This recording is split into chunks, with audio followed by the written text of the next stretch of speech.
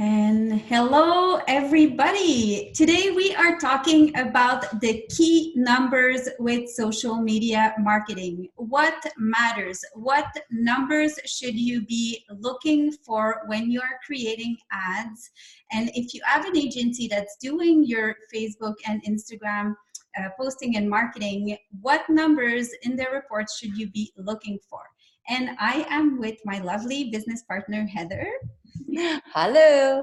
Hi, so this is really exciting because we're doing two things. We're doing this split screen show recording that is on YouTube, and it's going to be on our social media channels as well, and Keep It Simple social media. And we are recording for a podcast at the same time.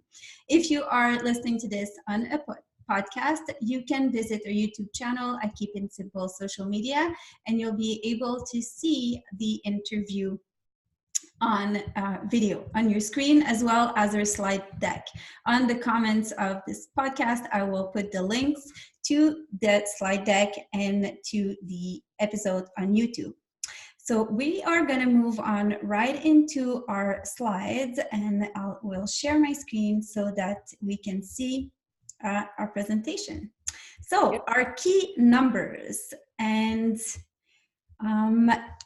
how about, Heather, you start telling us what's kind of important with social media and the metrics. What metrics should we be tracking?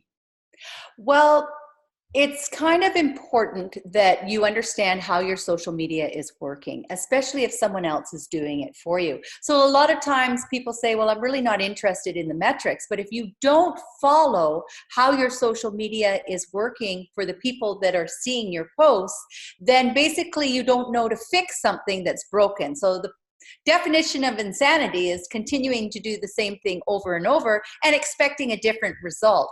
So if we start to measure our own performance or the performance of the people that are doing our social media, it will actually motivate them. And when you see that your social media is working, it'll motivate you to actually do a better job.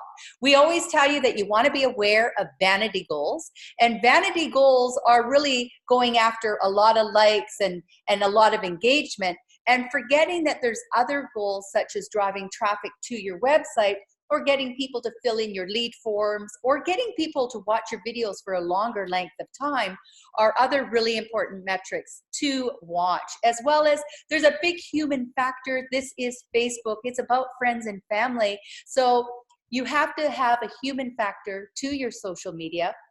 And then the other thing is, when people are phoning you off of ads that you might be running, or even any posts that you do, you want to finish the funnel by asking people how you found us. And in a lot of cases, they're going to say, well, I'm on your website right now. You have to remember that that's not the last question to ask. You need to say, how did you get to our website? Were you on Facebook or Instagram? And that's how you finish your sales funnel and find out where people are coming from. So those are some really good ways to get started. Social media metrics are hugely important to becoming better with social media. So you really need to know how to track this. And it all starts with the type of post that you create. So the basic foundation for which will help you come up with the type of content that you're going to post is to have your social media goals written out so you can accomplish them. And Catherine and I have kind of given you 5 types of goals that you could look at. And Catherine, why don't you start with the first one? Well, I like increasing your brand awareness because it's not always about selling. It's also about people knowing who you are, what you're doing, and what your business is about. And people might not be willing to buy your product or your services right away, but they can start relating. So by increasing your brand awareness in your area where you want to generate business is really, really important. I'll go to number 2, sales and lead generation. These are for sure numbers that you want to be tracking, because if you are either in real estate and you're trying to collect leads, or you want to generate sales, so those are really good ones. How about community engagement? Yeah, there's lots of different things that you can do to create community engagement, whether you're creating posts that are out within the community or at another business or people engaging with your content.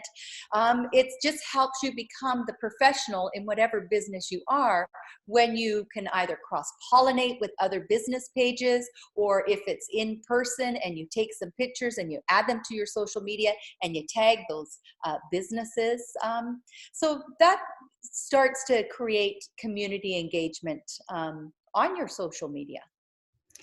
And the traffic to your website, that's another really big one. You don't own social media, but you own your website. And this is where all the information about your company, about your brand story, about how to get a hold of you and how to generate sales, this is where everything is. So you want to be using social media to drive traffic to your website.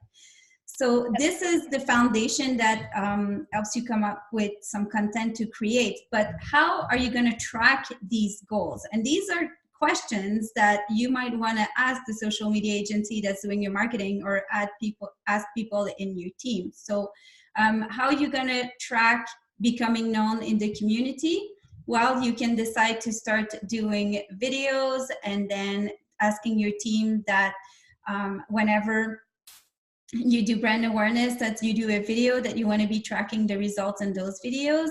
You might say, whenever we're at an event, we want to make sure that we're tagging the other businesses, that we talk about the community event we're going to be participating in before the event, leading to it, at the event, and then afterwards thanking people. You might want to cross-pollinate, which is reaching out to other businesses and being social and social media, really making your push to be out there. So these are metrics that you can track at the end of the month and say, okay, how did we do with that kind of thing.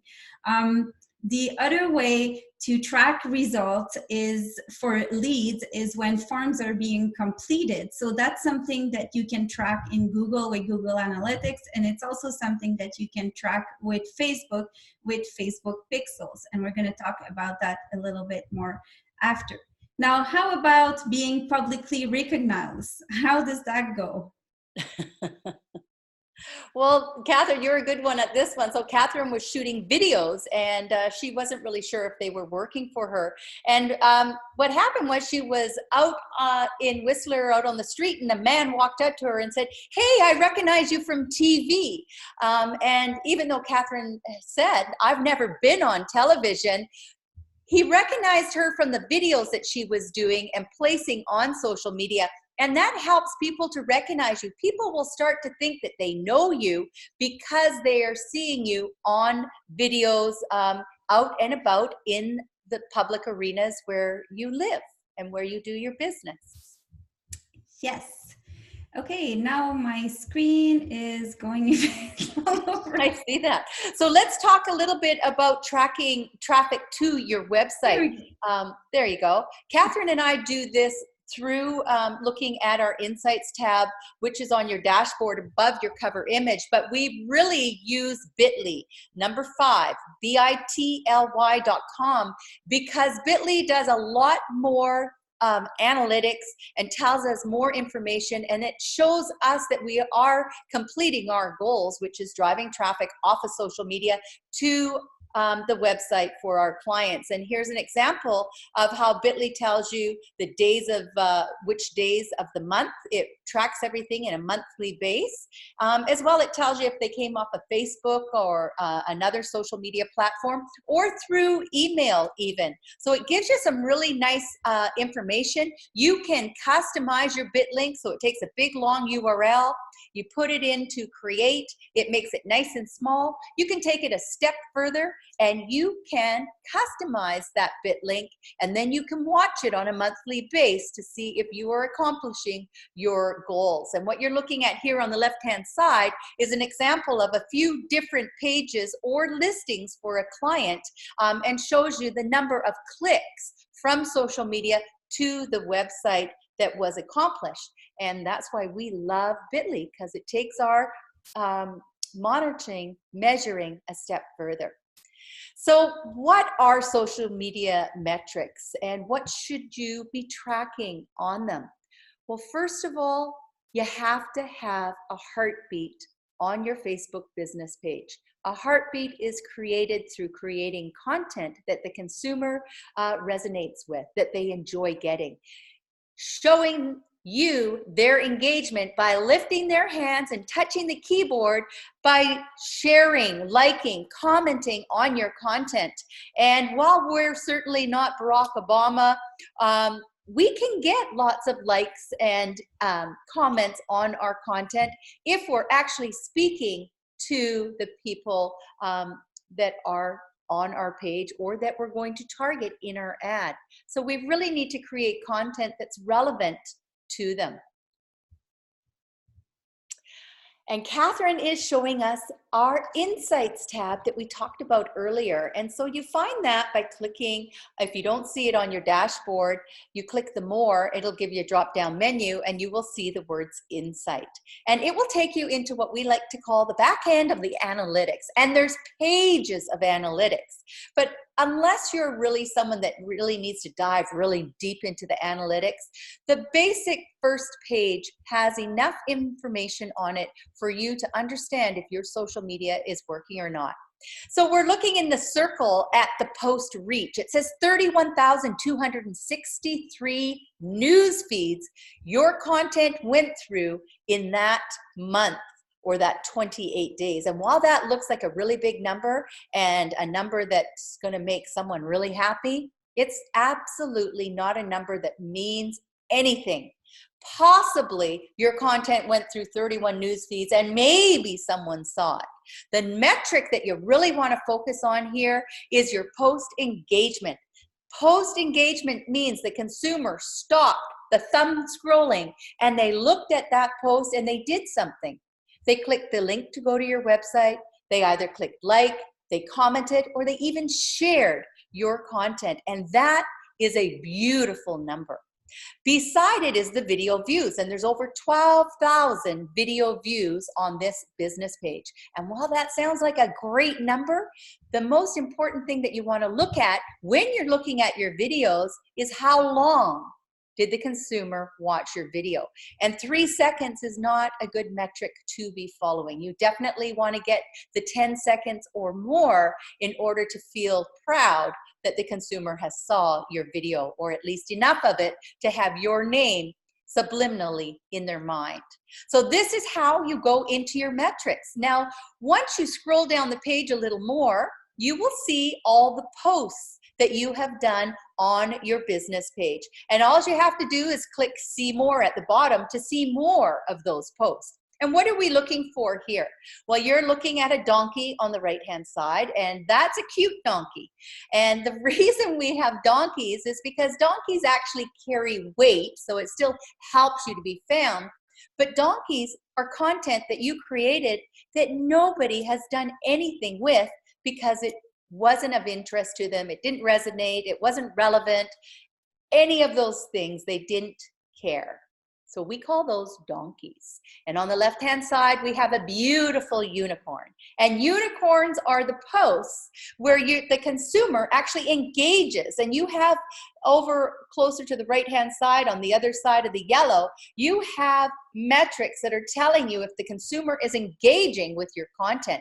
And I would recommend that you click on those posts, you open them up, and you'll look at what it is about that post that the consumer really enjoyed, because that's the type of post that you want to do. What, Catherine? What do you do here? We want to make baby unicorns. And for those of you who are listening to this in a podcast, we are looking at, in our Insights tab, we're looking on our Facebook business page. You click on the top Insights, and then you will see all this data, and you will see the information on what posts are performing the best. And so if you have a unicorn, which is a post where people are engaging with it, either they're commenting, sharing, liking, or watching your videos for a certain length of time, you know that this is content that it's performing. So it's doing well for you. It's a unicorn. So you want to do baby unicorns, recreate content that is similar to that content because you know that it's resonating with your audience. So we go on and we do baby unicorns. It's also content that if you want to put money behind it with advertising, you might as well put money behind a post that's already performing well. Absolutely. Absolutely. So you also are using Instagram probably today, and you want to keep track of also your insights on your Instagram account. By clicking on the three little bars in the top right-hand corner, you will get a drop-down menu, and in there will be your insights for your Instagram account, and it will show you every single post and video and how it's performing. It will tell you about the males, females, the age. It will tell you things that you want to say, where are my unicorns on Instagram? Catherine? Yes, and you can see what stories are performing best. You can look at content, at activity, at audiences. You can go back, I think, as far as a year. So it really gives you a big picture of your Instagram account, and you can see what's working, what's not, and what you should be focusing on. It also gives you data on when people are engaging the most with your content. So if you want to use that data, this is where you would find it. So Instagram Insights and Facebook Insights are super important. Remember that those are available with business accounts only. So we're talking about Facebook business page and Instagram metrics in Instagram Insights for Instagram business accounts. And then we get into the key metrics in reporting.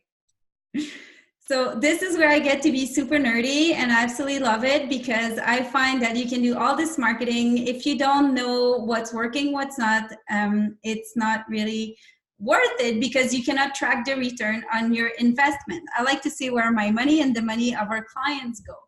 And so you can, in Facebook Ads Manager, so if you go into your personal profile or a business page and you click down the top right, you'll see a little drop down faded arrow that gives you access to your Facebook Ads Manager. If you've never run an ad before, you're going to see create ad. You won't see Facebook Ads Manager. But once you enter Facebook Ads Manager, you have access to these columns of data. And the data that you want to be looking for, this is what, when we run reports for our clients, this is what we kind of showcase. So you want to be looking at different metrics. So the first one that we look at is engagement and your cost per engagement. So are people engaging with your content? Are people engaging with your ads? And how much is it costing you per engagement? So that's a good one to look at, to see if people are taking action. The second one is video views and your cost per video view. So Heather, what's a good video view length? A good video view length, I would say, is 10 seconds. I mean, realistically, 3 seconds is perhaps just running through your news feed. 6 seconds is getting better, but I'm going to make 10 seconds or more my video length I'm going for. Yes.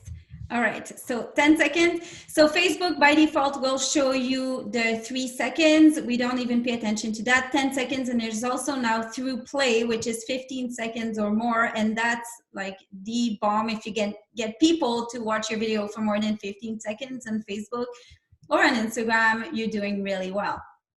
Now, links and cost per click. So your CPC and your click-through rate. So what should that look like? Well, the cost, it depends on your budget. So it's what you're comfortable with. And maybe if you run different ads, you'll start seeing like what result you're getting for a certain cost.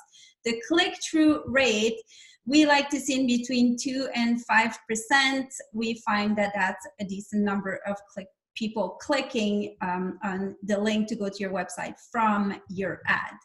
Now the frequency, what happens with the frequency, Heather? I like to watch frequency because especially if you're spending a lot more money on an ad, it could run through someone's news feed quite a few times. And 3 times is a max. And once I've seen that any of our ads have run 3 times through a news feed, I will stop the ad and I will either change the visual of it or I will change the targeted audience and pick a new audience. So frequency is something important to watch in your columns. All right. So another one is your leads. So if you're in business, if you're in real estate, leads are really important. And in most business, a lead is always a good thing. So how do you track leads? There's two ways you can track leads through Facebook and Instagram advertising, and you can track that result. The first way is to create a lead generation form in Facebook and or in Instagram through Facebook Ads Manager. And that way you have a post, and then when people click see more or learn more, they get the form, and in the form they can enter their name, their phone number, whatever variable you want them to add. Facebook will automatically populate the form with their phone number, their name, and the address that's associated with their Facebook account. You might want to add in your lead form a couple of other questions to make sure that people are really interested in learning more and finding more about your business, that it's a true lead. So these leads you can track in Facebook Ads Manager. Another way to go about it is to have a lead generation form on your website. So for a real estate agent, it could be home evaluation form, or for a business, you can have a fill-in for a newsletter. Any way to collect data on your website is something you can track with Facebook Pixels. So with Pixels, you put them on Facebook Pixels on your website, and it's going to start tracking what's happening on your website. But if you put a Facebook event pixel, it's going to go and it's going to track when people click the submit button. And so that would be a completed lead that's coming from Facebook onto your website, and people have fill in the form. And that's something you can find the data of which lead actually converted from your Facebook ad. And other things to look at: location, audiences. So where do the people that are interacting with your ads? You can choose a targeted audience. So when you look at your report, you can see, well, this ad performed well. Who did we target that time? And then that would show in your columns. And then how about budget? Yeah, well, you can watch your budget and start ads for as simple as $1 a day. But even if you're running an ad for 365 days, you need to watch certain metrics to make sure that your ad's not going too many times in front of news feeds, that it's actually performing for you, and how much it's costing you as well. So we pay attention to, if our ads are running really over like $1.50, we start to get nervous. And I don't like my ads. I like 0.03 cents actually a click. Those are the things that 0.03.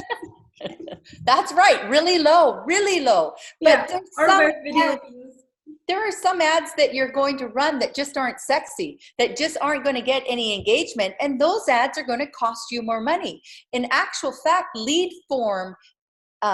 gen ads cost more money because they're not sexy. They're selling, and they're not going to be really fancy and beautiful pictures and all those things that make the consumer attracted to it. So you're really going after a specific audience. So those ads do cost more. And also they're further down in the sales funnel. So engagement would be at the beginning of the sales funnel. Completing a lead is asking more from people, so it is a bit more expensive. And then conversions would be like the most expensive type of ads you can run, because you're really asking a lot from people. But budget, you want to make sure, see how much are you spending on your ads? Are your ads running continuously? Like how much are you spending on Facebook? If someone's doing your marketing for you, how much are they spending advertising? So you want to keep an eye on that key data, right? Mm-hmm. And another thing that you want to look at that I found really interesting is the platform and the devices. So are people consuming your ads or reacting to your advertisement more from mobile or from desktop? And where is it? On Facebook, on Instagram stories? Where are your leads, or where is the traffic coming from? And I think it's really interesting that now you can use Facebook Ads Manager to advertise on Instagram. But if you go into Facebook Ads Manager, you won't see a column in the report that tells you if people have engaged on your content on Instagram and Instagram stories and so on. You have to customize your columns. And that brings us to our last slide. And once again, if you're listening to this podcast, you can head on to YouTube so you can see all of our slides and download our slide deck. Catherine, there's another metric in the performance columns that I think is a good one to look at, and that is the relevance diagnostics. And it used to be called the relevance score, and it was from 0 to 10. And now they do it on something called your quality ranking, your engagement rate ranking, and your conversion rate ranking. And what that means is you are being ranked. Your ad is being ranked against other ads that are running on Facebook.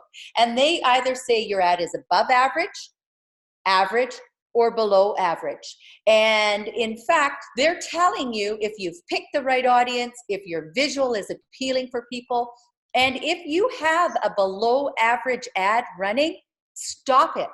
Because Facebook will keep taking your money, but it's going into less and less news feeds. So you definitely either want to be average, and in my case, I want to be above average. So I make sure that my visual is good. I make sure my targeted audience is good, and that my text is easy to read and easy to click the links. So it's an engaging piece of content for the consumer to get in their news feed. So that's your relevance ranking on Facebook ads in your performance. The ad relevance. So quality ranking. So this ads manager, it can get really overwhelming. When you first walk into like ads manager, you're like, what is this? It looks like a giant Excel spreadsheet with a whole bunch of data. So don't be afraid by it.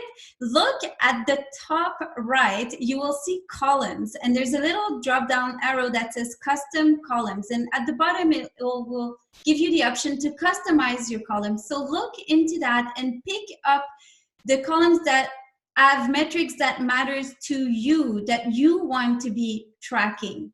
There's also another little box that's called breakdown. And on breakdown, you'll have the choice to choose platform or device. And this is where you'll be able to see all the results of your Instagram story ads, and so on. So these are two little secret magic boxes with drop-down arrows that I highly recommend that you take your courage and go check it out, and it will allow you to see all the metrics that do matter and the numbers that matters for your business, and to be tracking your success and learning from your advertising so you can improve in creating better performing ads. So I think that's a wrap up on the key metrics that matters for social media. Heather, a little word for the end? Just remember, everyone, have fun and keep it simple. Thank you so much. Bye-bye.